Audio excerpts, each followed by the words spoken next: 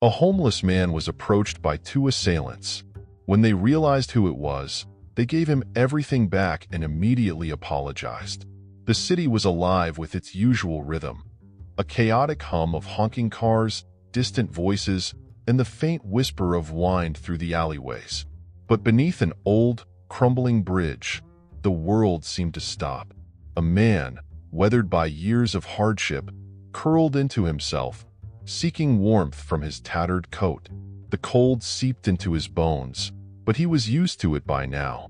It had been years since he'd known the comfort of a bed or the embrace of a familiar face. Each night, he would find a new corner to hide from the world, and tonight, this bridge was his refuge. His breath was visible in the frigid air, a haunting reminder of the life still clinging to his tired body. His eyes, hollow yet alert, scanned the shadows. The streets had taught him not to trust easily, not to relax even in his most vulnerable moments. The distant sounds of the city barely reached him here, muffled by the weight of his own thoughts. He could still remember a time when life had felt full of promise, but now, each day was a battle for survival. His hands shook slightly as he adjusted his coat, though whether it was from the cold or exhaustion, he couldn't tell. Sleep had become a luxury, slipping away from him more with each passing night. As he stared into the darkness, two figures appeared in the distance, moving towards him with a steady, unhurried pace. His instincts sharpened immediately, warning him that this encounter wasn't going to be a friendly one. The streets had a way of teaching hard lessons, and he had learned them all too well. His body tensed, preparing for whatever was about to unfold. He had seen that look before, the one that says, "I'm here to take what's yours." He had nothing of value, but out here, even scraps were worth fighting over. He pulled his coat tighter, bracing himself for the inevitable. The figures grew closer, their faces still hidden in the dim light, but their intentions were clear. They moved with the confidence of people who knew they had the upper hand. There was no escape. Running wasn't an option, and fighting was a fool's game in his state. He had survived too long on these streets to believe in miracles. His breath steadied as he waited for them to speak, already resigned to what was coming. He had faced danger countless times before, and this night wouldn't be any different. His mind raced, but his body remained still. When they reached him, the taller one stepped forward, his voice sharp and impatient. "Give us your stuff." There was no anger in the man's eyes as he looked up at them, only a tired acceptance. What could he lose that hadn't already been taken? Slowly, deliberately, he reached for his worn backpack, the one thing that held the remnants of his life. As he handed it over, there was no fight left in him. His survival instinct had long since learned to pick its battles, and this wasn't one he could win. The figures snatched the bag from his hand, their movements quick and rough. They rifled through the contents with an almost mechanical detachment. A few coins, a crumpled shirt, a can of soup. Nothing worth the trouble, really. Yet, they continued to search, their faces twisted in frustration. As they did, the man remained silent, watching them with the calm of someone who had seen too much to be surprised anymore. His mind drifted, not to the present moment, but to memories of better days.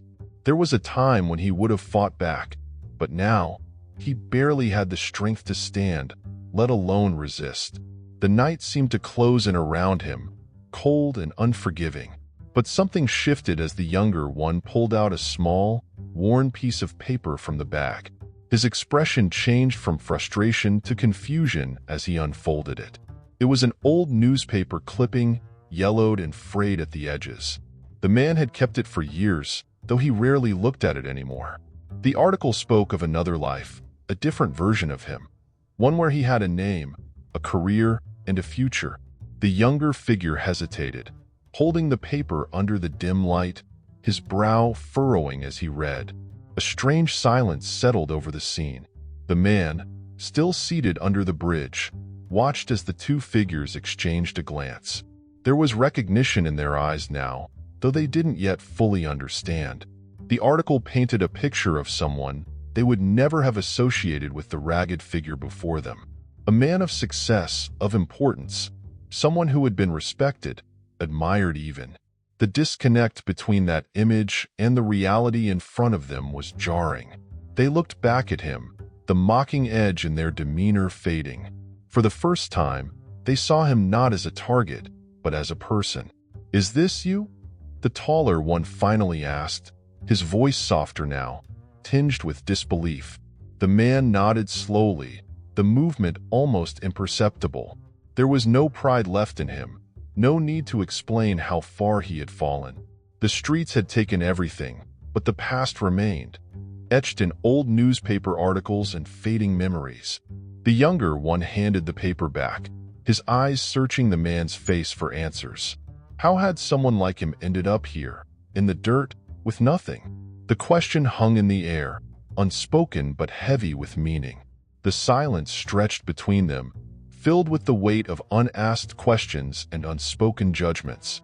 The two figures, once so sure of themselves, now seemed uncertain, thrown off by the man's unexpected past.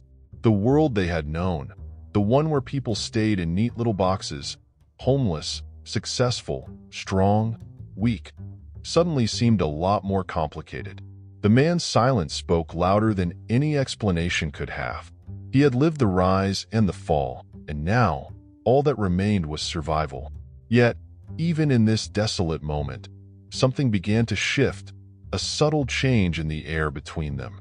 The two figures now stood towering over the man, their expressions hardened by a life lived on the edge. The cold night air seemed to sharpen their movements, their eyes glinting with a mix of hunger and desperation. The taller one, with a menacing smirk, stepped closer, his hand hovering near his waist as if ready to pull out a weapon. "Give us everything you have," he demanded, his voice cold and unforgiving.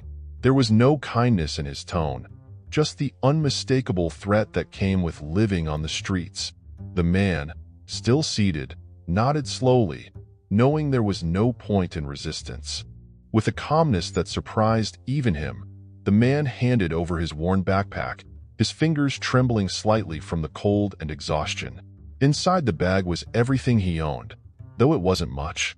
A couple of coins, a half-eaten sandwich, and a few personal items that held no real value to anyone but him. The taller one snatched the bag with a rough motion, as if the mere sight of the man's pitiful belongings offended him. The younger one, standing just behind, watched in silence, his eyes flickering with uncertainty, though he said nothing. As they rifled through his bag, their demeanor changed. They had expected something more, maybe some hidden stash of money, a valuable item, but what they found was far from impressive. The taller one let out a low grunt of dissatisfaction, tossing the bag aside carelessly. "Is this all you have?" he sneered, his voice dripping with disdain. The man, still calm, nodded again, his gaze never leaving the ground. He had learned long ago that pride was a luxury he couldn't afford. Words would do nothing to change their minds, and fighting would only make things worse. But the moment took a strange turn. Rather than leaving with his meager belongings, the two figures lingered. The taller one's frustration morphed into something darker, mockery. He crouched down to meet the man's gaze, his smirk widening. "What's your story, old man? How'd you end up like this, huh? Bet you were somebody once." The question was more of a taunt than a real inquiry, but it pierced deeper than any weapon could. The younger one, still silent, seemed to tense at his companion's words, a flicker of unease crossing his face. The man's lips parted slightly, but no words came. What was there to say? His life had become a series of unfortunate events, one after another, dragging him down to this moment. He looked into the eyes of the taller figure, who clearly thrived on the power he held in this encounter. The man could see it. This was more than just a robbery now. It had become a performance, a game for the two attackers to flex their superiority. They weren't just taking his things. They were taking his dignity, and that was harder to swallow. As the moments dragged on, the taller one pressed further. "Come on, tell us," he jeered, pushing at the man's shoulder. "What's it like to lose everything? How does it feel to be nothing?" His words cut through the cold night, each one heavier than the last. The man inhaled deeply, but still remained silent. There was no point in giving them what they wanted. His silence was his only form of resistance, his refusal to feed their cruelty. The younger one shifted uncomfortably, his eyes darting between his companion and the man on the ground. The tension grew thick, like the night itself had drawn in closer to witness the exchange. The younger one, seemingly less sure of himself now, finally spoke. "Maybe we should just go," he mumbled, his voice quiet but firm. The taller one shot him a glare, but didn't respond immediately. The man could sense the power dynamic between the two, one driven by dominance, the other by fear. It reminded him of so many people he had encountered on these streets. Everyone had a role to play, even in the cruelest games. But the taller one wasn't ready to walk away just yet. "What? You feeling sorry for him now?" he scoffed, rising to his feet. "This guy's nothing. He's nobody. He had his chance, and he blew it." His words were laced with venom, each one meant to degrade and diminish. The man flinched slightly, though he tried not to show it. There was truth in the taller one's words, painful as they were. He had lost everything: his family, his home, his dignity. But that didn't make this moment any easier to bear. Suddenly, without warning, the taller one grabbed the man by his collar, pulling him to his feet with surprising force. "You think you're better than us?" he spat, his face inches from the man's. "You think we don't see right through you?" The man's heart raced, his body tense, but still, he said nothing. His silence, once a shield, now felt like a weight pressing down on him. The younger one stepped forward, his hand on his companion's arm, as if trying to pull him back. "Let him go, man," he said quietly, but the tension in his voice was palpable. The moment hung in the air, thick and suffocating. The taller one stared into the man's eyes, searching for something. Fear, anger, anything. But the man gave him nothing. Finally, after what felt like an eternity, the taller one released his grip, shoving the man back down onto the cold, hard ground. "You're not worth it," he muttered, turning away. The younger one hesitated for a moment, his eyes meeting the man's in a brief flicker of regret before following his companion into the shadows. The encounter was over, but something far deeper had begun to stir. As the two assailants moved to leave, the younger one paused, his curiosity getting the better of him. His eyes fell back on the discarded backpack, the same one they had searched with disappointment. Something inside him nagged, an instinct that told him there was more to this man than met the eye. He crouched down, his hand brushing against the worn fabric, and pulled out a crumpled piece of paper. It wasn't money, nor was it anything of value, at least not to them. But as he unfolded it, his eyes widened in disbelief. It was an old newspaper clipping, yellowed with time, the edges frayed from years of wear. The photograph in the article was unmistakable. It was the man, but from another time, another life. In the picture, he was standing tall, wearing a suit, a smile that seemed worlds apart from the person they had just assaulted. The younger one's breath caught in his throat as he scanned the headline, which spoke of success, achievement, and recognition. This man wasn't just a random figure in the shadows. He had once been someone important. The realization hit him like a freight train. "Hey, check this out," the younger one called, his voice a mix of shock and confusion. The taller one, annoyed and impatient, turned back, rolling his eyes as if ready to dismiss whatever his companion had found. But when his eyes landed on the article, his expression shifted. For a moment, he seemed caught off guard, as if the weight of what he was seeing was too much to process. He snatched the paper from the younger one's hands, his eyes scanning the faded ink. The smug superiority he had displayed just moments ago melted into disbelief. The man remained silent, watching as the two assailants' expressions changed. He had long stopped caring about that article, though it was the only reminder of the life he had once lived. There had been a time when it had meant everything to him, a symbol of all he had worked for. But now, it was nothing more than a relic of a past he could never reclaim. Still, the look on their faces told him everything. They hadn't expected this. They thought they were dealing with just another forgotten soul, another statistic on the streets. But now, the power dynamic had shifted. For the first time since the encounter began, The taller one seemed unsure of himself. This is you?" he asked, though the question sounded more like a statement. His voice, once filled with venom, now carried an edge of uncertainty. The man didn't respond, but he didn't need to. The evidence was right in front of them. His silence only deepened the mystery, leaving them to fill in the gaps. They had come expecting to take from someone who had nothing left to lose, but now they were faced with a truth they hadn't anticipated. The younger one, still holding the article, looked at the man with new eyes. "What happened to you?" he asked quietly, his voice stripped of its earlier hostility. It wasn't a question born of mockery this time, but genuine curiosity. The man could see it in his face, the confusion, the surprise, and maybe even a hint of pity. But the man had no interest in explaining himself. His story was too long, too complicated, and too painful to be summed up in a few sentences. He had fallen from grace, yes, but that fall had been slow and agonizing, full of choices and consequences they couldn't possibly understand. The taller one, still reeling from the discovery, stood frozen for a moment, the article clenched tightly in his fist.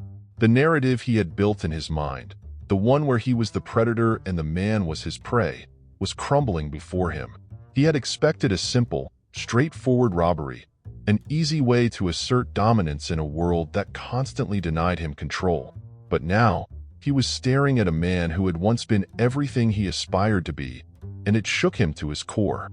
His confidence wavered, and for the first time, he wasn't sure how to proceed. A heavy silence hung in the air, thick with the weight of the revelation. The man remained seated, his expression unreadable, as the two assailants processed what they had just uncovered. The younger one seemed lost in thought, while the taller one wrestled with his own emotions. There was no denying the shift in the atmosphere. The dynamic between them had changed. The man could sense it, could feel the power slowly returning to him, not in the form of physical strength, but in the form of his past. His silence became his shield, guarding the last remnants of his dignity. Slowly, almost reluctantly, the taller one handed the article back to the man, as if it burned his hands to hold onto it any longer. "We didn't know," he muttered, his voice uncharacteristically quiet. The man took the article without a word, folding it carefully before placing it back in the bag. The two assailants watched him, their earlier bravado now gone, replaced by a quiet respect they hadn't expected to feel. They had come to take from him, but now they had been given something far more valuable: perspective. The younger one opened his mouth to speak again, but no words came out. What could he say? The man's life was laid bare before them, and it was more than they could have ever imagined. They had come expecting an easy target, but instead, they had found a reminder of how quickly life could change. The man's silence weighed heavy on their conscience, reminding them that there were depths to people they couldn't begin to understand. And though they didn't say it, they both knew that this encounter would stay with them long after they left the bridge. The taller one glanced at the younger, as if trying to decide their next move. The power they had come wielding had slipped through their fingers, leaving them standing in the cold, unsure of what to do next. They had come seeking control, but instead, they had found vulnerability. And in that vulnerability, they saw themselves reflected back, a stark reminder of how fragile their own lives were. The man watched them in silence, knowing that this was a turning point, not just for him, but for them as well.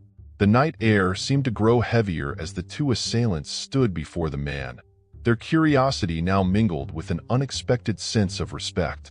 The younger one, still clutching the article in his hand, couldn't tear his eyes away from the man who had once been someone of significance. "How?" he finally asked, his voice low, almost hesitant. "How did you end up here?" It wasn't the question of a thief anymore, but of someone genuinely searching for answers. The man's silence lingered for a moment longer before he exhaled deeply, the weight of his past pressing down on him like the cold air. His voice, when he finally spoke, was quiet and steady, devoid of any pride or self-pity. "Bad decisions. Wrong people. I thought I had it all figured out," he began, his eyes distant, as though he were seeing his past play out before him. He hadn't talked about it in years, had buried the memories deep beneath the surface, but now, the words came slowly, unhurried. I had a family, a career, a future, everything that mattered, and I lost it all. The two assailants listened, their earlier aggression replaced by something more human. Understanding, perhaps. The man continued, his voice growing softer with each sentence. He spoke of the people he had trusted, the ones who had betrayed him when he needed them most. There had been deals that went wrong, choices that seemed small at the time but snowballed into catastrophic consequences. He had believed he was invincible, that his success would protect him from the harsher realities of the world. But it didn't. And when everything came crashing down, the world had no mercy. His family, his wealth, his status. It all slipped through his fingers, and no one came to catch him when he fell. As he spoke, the two figures standing before him began to see not just a homeless man, but a reflection of their own lives, filled with choices that could easily lead them down the same path. The taller one, who had been so quick to mock earlier, now stood silent, his brow furrowed in thought. He had never imagined that a man like this could fall so far. And yet, here he was, a living testament to the fragility of life, a reminder that no one was immune to the randomness of fate. The man's story was beginning to resonate with something deep inside them. The younger one, visibly moved, sat down beside the man, his earlier hostility completely dissolved. "So, what happened after that? Why didn't you try to get back up?" His voice was soft now, filled with genuine concern. The man glanced at him, his eyes tired, but not entirely devoid of hope. "I tried," he said simply, "but sometimes, when you fall hard enough, there's no getting back up. People turn their backs, doors close, and after a while, you stop fighting because the fight seems pointless." The words hung in the air, heavy with the weight of lived experience. For a moment, none of them spoke. The city's distant hum seemed quieter, as if the world itself had slowed down to listen. The man stared down at his hands, rough and calloused from years of living on the streets. "I've been out here for a long time now," he continued, his voice barely above a whisper. "It's a different kind of survival. You get used to being invisible." The younger one lowered his head, clearly struggling to process everything he had heard. The life they had imagined for this man was nothing compared to the reality he had lived through. The taller one, still standing, took a step closer. "You were someone important," he said, more to himself than to the man. It wasn't a question anymore. It was a statement. People knew your name. How did they just forget you? The man looked up at him, his gaze steady. People forget fast, especially when it's easier to pretend you never existed. It's easier for them to move on, to find someone new to admire, someone who hasn't made mistakes. There was no bitterness in his voice, just a quiet acceptance of the truth. He had learned long ago that holding on to resentment wouldn't change the past. The younger one frowned, the realization dawning on him that the world wasn't as simple as he had once believed. The rules that had seemed so clear, winners and losers, success and failure, were blurred now. He saw, in the man before him, a future that could be his own if he wasn't careful. The choices they made, the paths they walked, could easily lead them to the same bridge, the same cold night, and the same fate. The weight of that understanding settled over him like a heavy blanket, suffocating in its truth. As the man finished his story, the air between them shifted again. The younger one, still seated beside him, seemed to search for something to say, but the words wouldn't come. The taller one, his face now etched with something resembling empathy, crouched down, his eyes level with the man's. "We didn't know," he said quietly, almost apologetically. "We didn't know who you were." The man gave a small, weary smile. "It doesn't matter who I was," he replied, his voice gentle. "What matters is who I am now." And in that moment, all three of them knew that something profound had passed between them.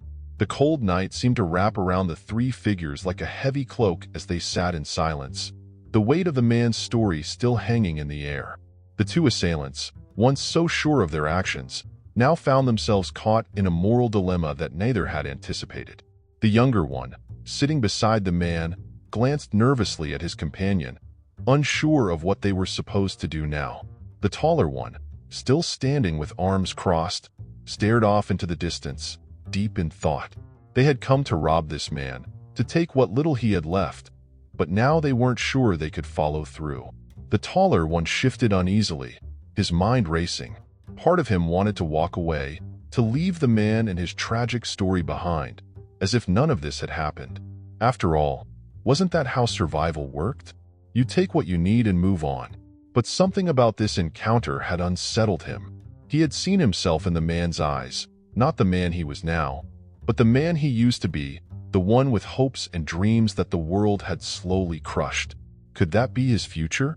Could he, too, end up on the streets, forgotten by the world, just as this man had been? The younger one, still wrestling with his own thoughts, broke the silence first. "We can't just leave him like this," he murmured, more to himself than to his companion. The taller one shot him a sharp look, his frustration bubbling to the surface. "What do you want us to do?" he snapped. "Give him his stuff back and walk away like nothing happened? You think that changes anything?" His words were harsh, but there was a tension in his voice that betrayed his inner conflict. He wasn't sure if he could walk away either, not after everything they had just heard. The man, sensing the turmoil between the two, remained quiet. He knew better than to intervene in their argument. This was a crossroads for them, a decision they would have to make on their own. He had seen this kind of conflict before, people grappling with their own humanity, unsure of which path to take. It was always the same. Some chose to walk away, their conscience heavy but their actions unchanged. Others, though rare, made a different choice, one that altered the course of their lives in ways they couldn't predict. He waited, knowing that whatever they decided would reveal more about them than about him. The younger one stood up slowly, his mind made up. "We should give it back," he said, his voice firm despite the uncertainty in his eyes. "We shouldn't have taken it in the first place." The taller one let out a frustrated sigh, running a hand through his hair. "And then what?" he asked, his tone laced with bitterness.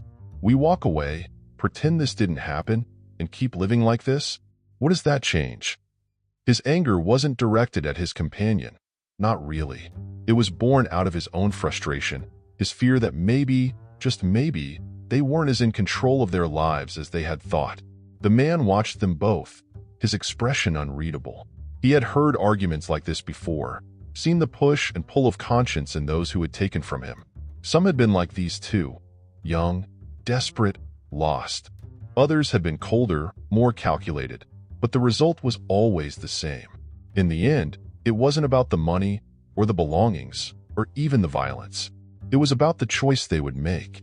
That was what would define them, far more than any act of robbery or aggression. He waited, knowing that their decision was imminent. The younger one took a step toward the man, his hand reaching into his pocket. "We have to do something," he said quietly. "This isn't right."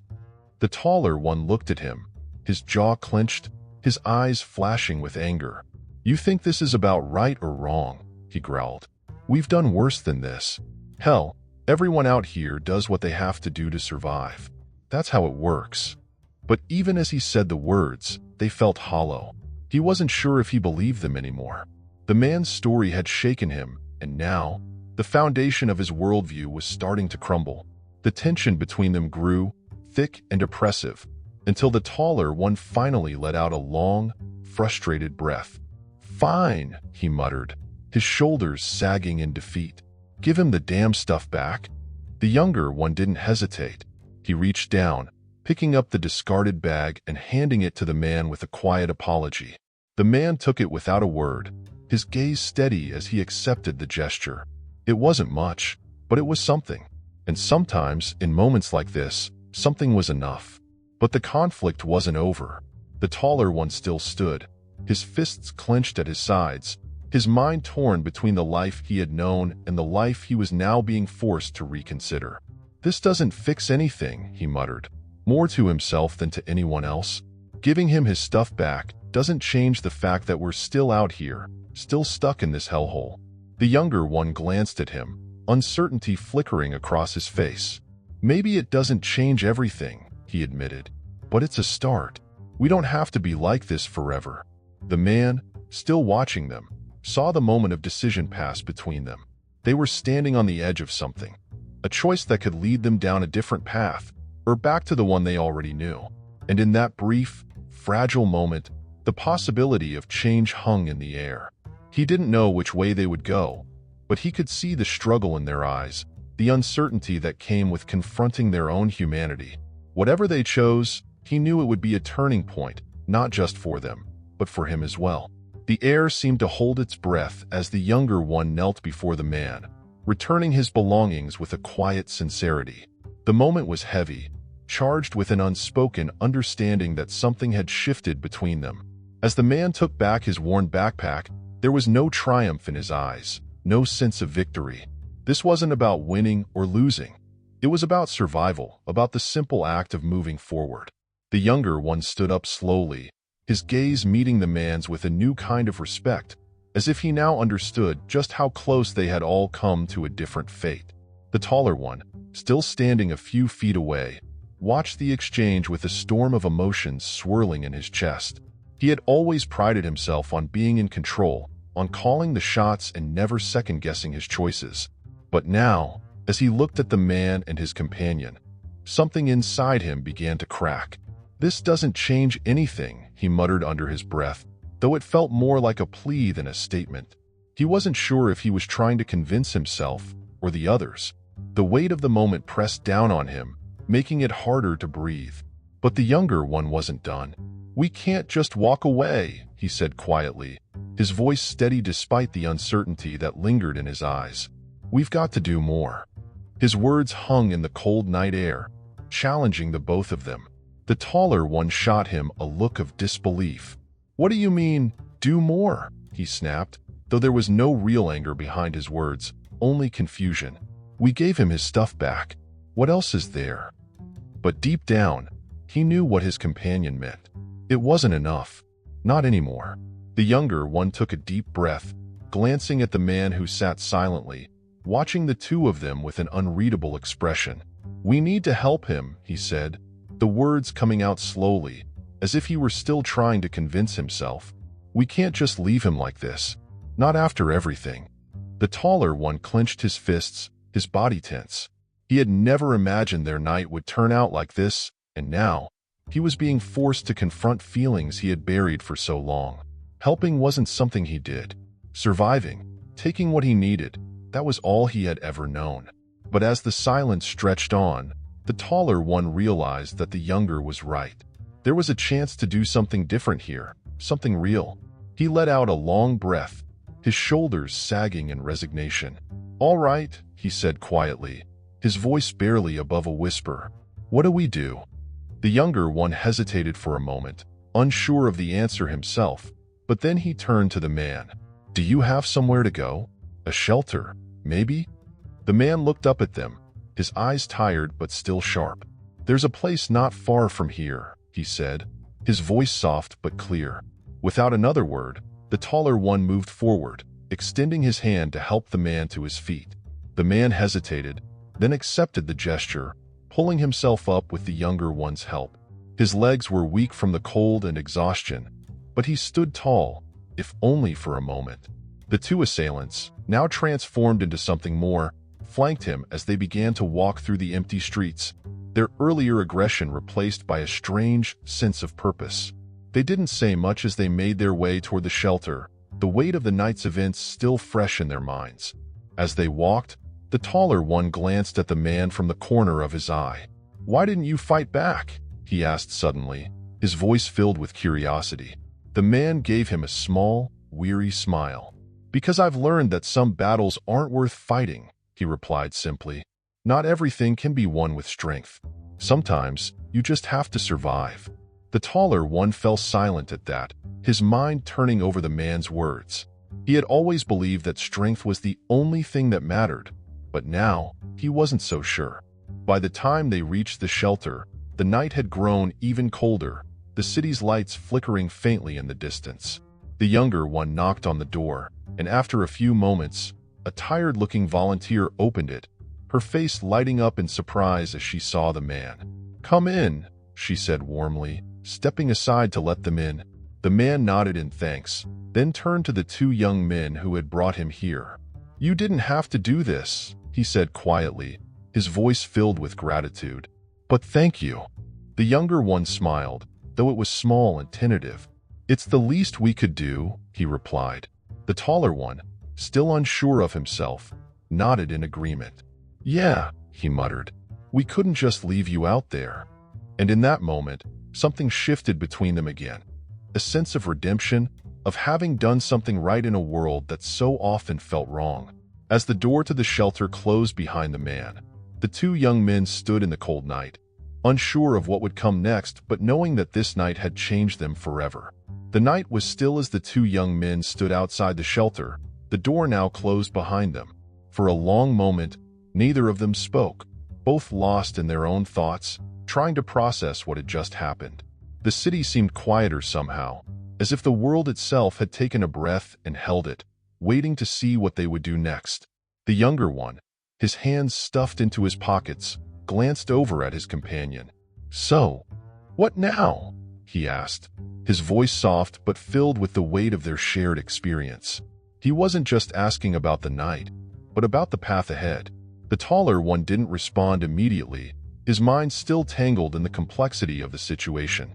Everything they had been through, every choice they had made, it all led to this moment.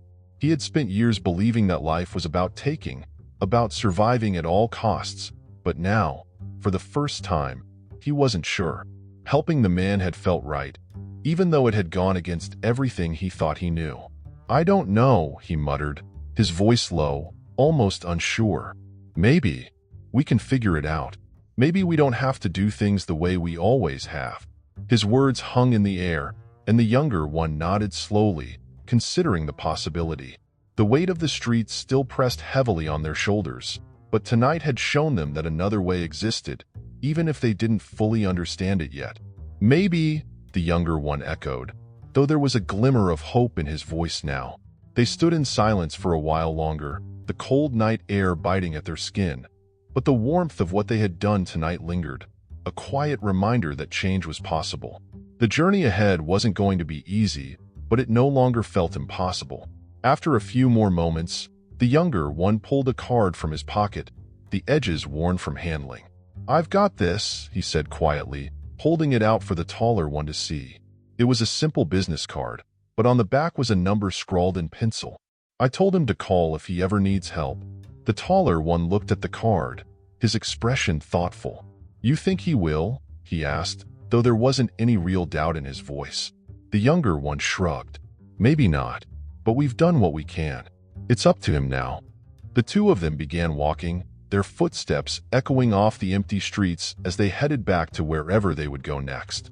But something had changed in their stride. It wasn't as heavy as it had been before, as if the burden they carried had lightened, even if just a little. They had come out tonight looking to take, to hurt, to survive in the only way they knew how. And yet, somehow, they had found themselves on a different path, one that offered the possibility of something better, something more than just survival. The streets hadn't changed, but they had. As they walked, the younger one turned to his companion again, his face serious. We don't have to keep doing this, you know, he said, his voice steady. There are other ways. We could try to get out. Start over. The taller one didn't answer right away, but the thought lingered in his mind, heavy and persistent. He had never considered a way out before. Not really. The life they led was the only one he had ever known. But now, after everything that had happened tonight, he was beginning to wonder if maybe, just maybe, there was something else out there for them. They continued walking, the night stretching out before them like a blank page, waiting to be written. Neither of them knew what the future held, but they both understood that something had changed. The choices they had made tonight had opened a door they hadn't even realized existed, and now, it was up to them to decide whether to step through it or to turn back to the life they had always known. The younger one, filled with a cautious optimism, glanced at his friend. Whatever happens, we've got each other, right? He said with a small smile. The taller one gave a short nod, his face still serious but not as guarded as it had been before. Yeah, he said simply. We do. The words felt heavy with meaning, a quiet agreement between them that no matter what came next, they would face it together. The streets were unforgiving, but they had found something tonight that made the future seem less bleak. a connection, not just with the man they had helped, but with each other. It wasn't much, but it was a start, and in a world like theirs, that was enough. As they reached the corner of the street, the younger one paused, turning to look back at the shelter where the man had disappeared inside. There was a strange sense of finality to the night, as if a chapter of their lives had closed. "You think he'll be okay?" the younger one asked, his voice soft. The taller one glanced back too, his eyes narrowing slightly. "I hope so," he said quietly. "I hope we all will." And with that, they turned away, disappearing into the night. But this time, they walked not as predators, but as something more. People searching for redemption, for hope, and for a way out. The shelter door closed softly behind the man, sealing him away from the cold night and the uncertain streets that had been his home for so long. As he settled into a chair inside the warmth of the building, the events of the night weighed heavily on his mind. He had encountered many people on his journey through life, but these two young men had been different. What had started as an act of aggression had turned into something entirely unexpected, an act of redemption. And now, sitting in the quiet of the shelter, he found himself reflecting on the fragile nature of humanity. He had spent years feeling invisible, a ghost wandering the edges of society, forgotten by the world he had once been a part of.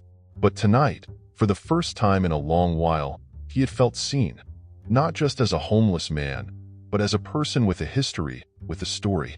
The two men who had stood before him had looked into his past, and in doing so, they had seen something of themselves. It was a powerful reminder of how quickly life could change, how thin the line was between success and failure, between being seen and being forgotten. Forgiveness wasn't something the man had thought much about in recent years. His life on the streets had hardened him, taught him that survival was about looking out for yourself, that trust and compassion were luxuries few could afford. But tonight had shown him that, even in the darkest moments, there was room for forgiveness. The two young men had taken from him, but they had also given him something in return. A spark of hope, a reminder that humanity, in all its flaws and failings, was still capable of compassion. And in that realization, he found a kind of peace he hadn't known for years. As the night wore on, he thought about the choices they had made, both the young men and himself. He had chosen not to fight back, not out of fear, but out of a deeper understanding that some battles weren't worth the energy. And they, in turn, had chosen to return what they had taken, to offer an apology, and perhaps most importantly, to extend a hand when he had least expected it. These choices, small as they might seem, had created ripples that would extend far beyond this single night. They had opened doors to new possibilities, for him and for them. He wondered what the young men would do next. Would they walk the same streets, fall back into old habits, or would they take the lessons from tonight and forge a new path? It was impossible to know, but one thing was certain. Their lives, like his, had been forever altered by the events of this night. There was something comforting in that thought, in knowing that even in the face of hardship and despair, change was still possible. The streets had taken so much from him, but they had not taken his capacity to hope, to believe in something better. In the stillness of the shelter, the man allowed himself a rare moment of reflection. His life had been full of losses, some he had control over and some he hadn't. But tonight had given him something he had long thought lost: the ability to forgive, not just others, but himself. He had carried the weight of his failures for so long, had let them define him, shape his every action. But now, in the wake of this unexpected encounter, he saw that his past didn't have to dictate his future. There was room for change, for redemption, even for someone like him. The night was still cold outside, the city still as unforgiving as ever. But inside the shelter, there was warmth, both from the building itself and from the understanding that had passed between three strangers. The man smiled to himself, a small, tired smile, but genuine nonetheless. He didn't know what tomorrow would bring, didn't know if his life would change for the better, or if he would be back on the streets in a matter of days. But for tonight, that didn't matter. What mattered was that, for the first time in years, he had been reminded of the power of forgiveness and the strength of the human spirit. His thoughts turned once more to the two young men. He hoped they would find their way, just as he now hoped to find his. The streets had a way of pulling people down, of making them forget who they were and what they were capable of. But tonight had shown them all that there was a way out, even if it was hard to see. The man knew that the road ahead would be difficult for all of them, but he also knew that they had taken the first step towards something better. And in a world as harsh as theirs, that first step was everything. As the man finally closed his eyes, ready to let sleep take him, he held on to one final thought. Forgiveness was not about erasing the past, but about accepting it and choosing to move forward anyway. He had been given that chance tonight, and for that, he was grateful. The young men, too, had been given a chance to change, to grow, to find redemption. What they did with it was up to them, just as what he did with his own future was up to him. The night had been full of surprises, and now, with the dawn on the horizon, the next chapter awaited. As the story comes to an end, it leaves us with a powerful reminder of how unexpected connections and moments of humanity can change the course of lives. But this is just one story. There are so many more waiting to be told. Right now, there's another gripping tale unfolding that you won't want to miss. Click on the video on your screen to dive into the next chapter of these emotional and transformative journeys. Trust me, it's filled with twists you never saw coming. Before you go, make sure to hit that subscribe button and turn on notifications. That way, you'll never miss out on the most moving stories, ones that will keep you thinking long after the credits roll. Don't forget to leave a comment below. What did you think of this story? We'd love to hear your thoughts. Join our community, and let's keep sharing the best emotional stories together.